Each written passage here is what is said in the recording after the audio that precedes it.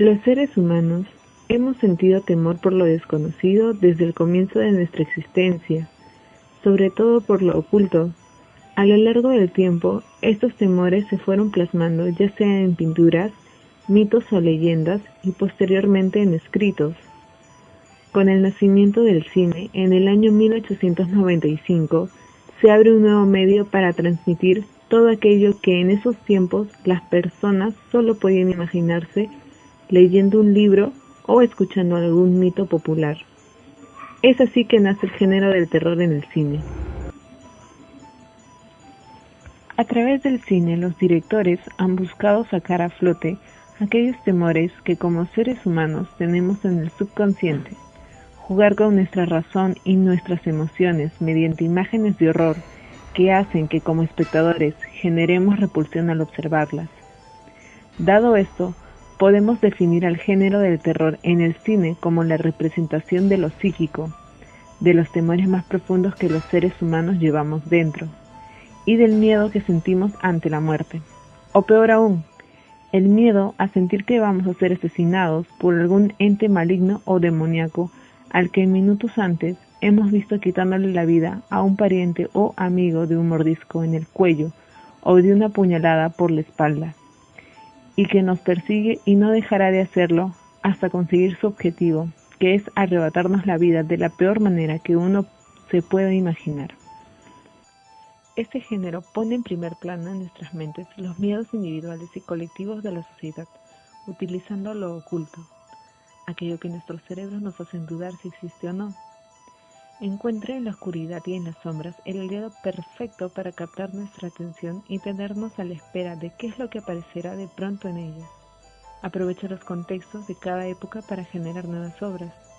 Actualmente las producciones están creando películas sobre hechos paranormales ocurridos a los jóvenes que se comunican por redes sociales, aprovechando el boom mediático que se genera.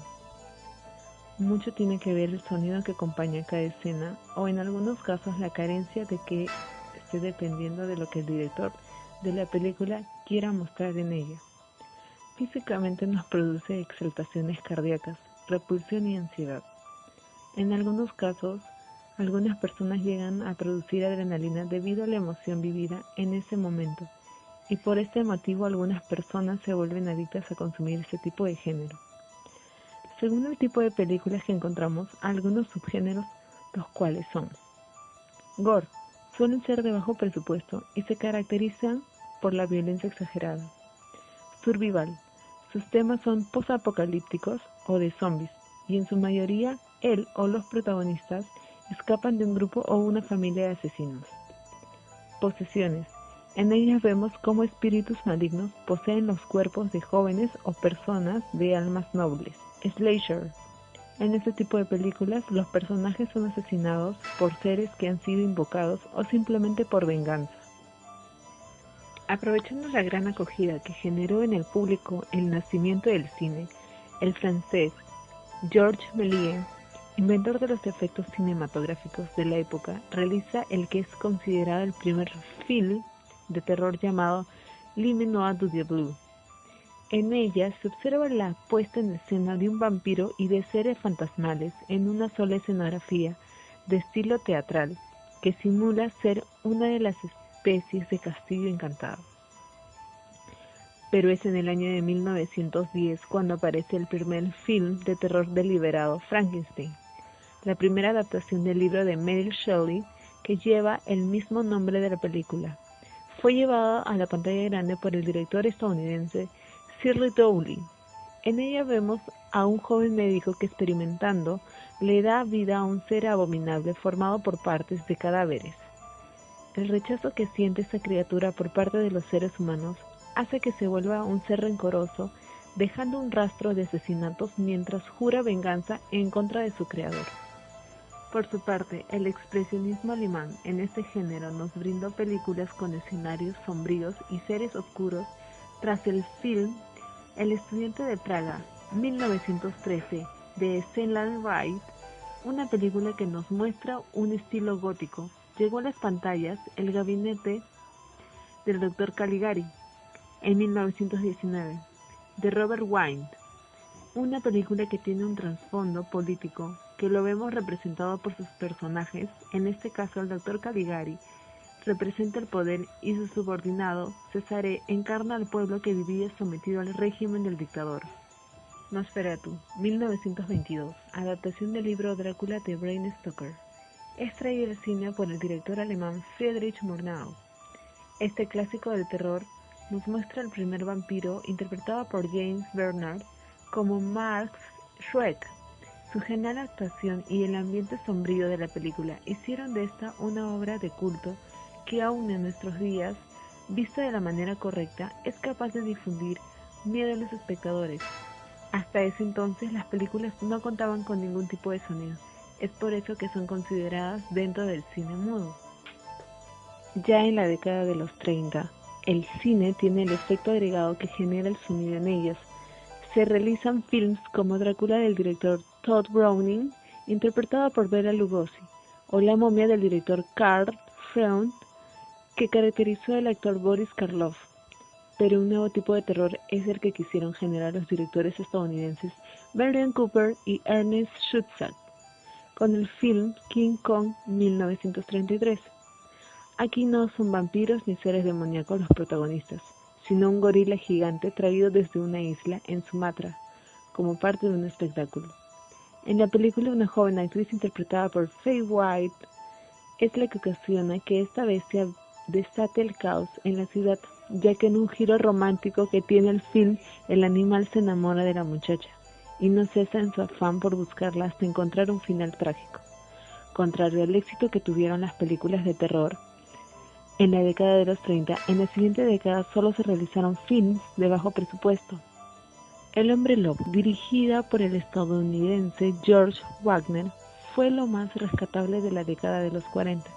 No consigue igualar a la impresión causada por películas como Drácula o Frankenstein, pero tuvo gran aceptación por parte del público y fue un éxito en las taquillas americanas. Comienza una fuerte decadencia del cine de terror de monstruos clásicos, pero comienza las películas donde Vincent Price hará de destacado, como en Los misterios del Museo de Cera de 1953, además de varias películas en donde interpreta personajes crueles y malvados. Los 60 se abren nada menos que con una de las mejores cintas de Alfred Hitchcock, Psicosis, una de las cimas del subgénero de los asesinos de mentes seriales, protagonizada por Anthony Perkins, de una potencia visual y dramática solo comparable a las mejores películas de su director, Vértigo, Los pájaros y Rebeca.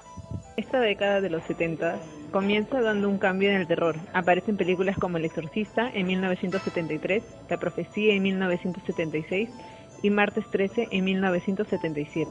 Estas películas son más aceptadas como terror moderno, por las diferencias con el clásico. En los años 80 es muy conocido el terror moderno y aparecen muñecos asesinos como Chucky. Además de otros, también Nicholson es protagonista del Resplandor, una película dirigida por Stanley Kubrick, que dirigió el que ha sido definido varias veces como el primer film épico de terror. Kubrick hizo gala una vez más de su conocida tendencia al perfeccionismo. El rodaje empezó en 1978 y se largó durante 14 meses hasta poco antes de su estreno a finales de mayo de 1980. Semanas y semanas fotografiando hoteles que sirviesen de inspiración. Utilización de los mejores equipos de iluminación, aunque no suele decirse. En El Resplandor se utilizaron técnicas parecidas a las de Barry Lyndon y, cómo no, búsqueda de un reparto perfecto al que someter a duras jornadas de trabajo. Durante la década de los años 90 se hicieron grandes películas de terror y muchas de ellas se han quedado grabadas en las memorias de quienes las han visto debido al miedo que sintieron en ese momento.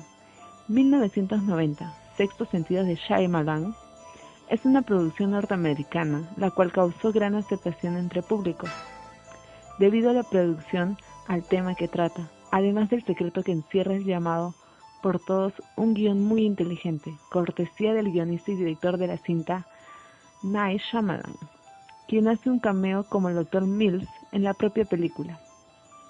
El éxito de las películas de terror puede medirse por el impacto que estas generan en los cinéfilos.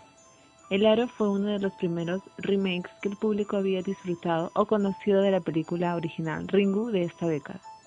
el parcialmente desconocido Gore Verbinski sería el encargado de occidentalizar la versión de Hideo Nakata. Y para culminar, en el 2013, la película El Conjuro está dando muchísimo de qué hablar, y es que ha batido récords en taquilla y ha demostrado que todavía se pueden realizar películas de terror que te impidan dormir por algunos días. El relato es inquietante, en particular está muy bien documentado y considerado como una de las apariciones más importantes de la historia. Aunque todavía es muy ajeno para muchas personas, la historia llevada a la pantalla por el mismo director de Saw fue basada en hechos reales. En conclusión, el cine de terror es de los géneros más explotados. Esto genera que no todos los títulos tengan el mismo éxito, sobre todo cuando el terror puede surgir de tantas cosas. Sin embargo, hay ciertas películas que con un bajo presupuesto, pero con una buena idea, han logrado generar mucho dinero. El objetivo principal de este informe es dar un punto de vista diferente.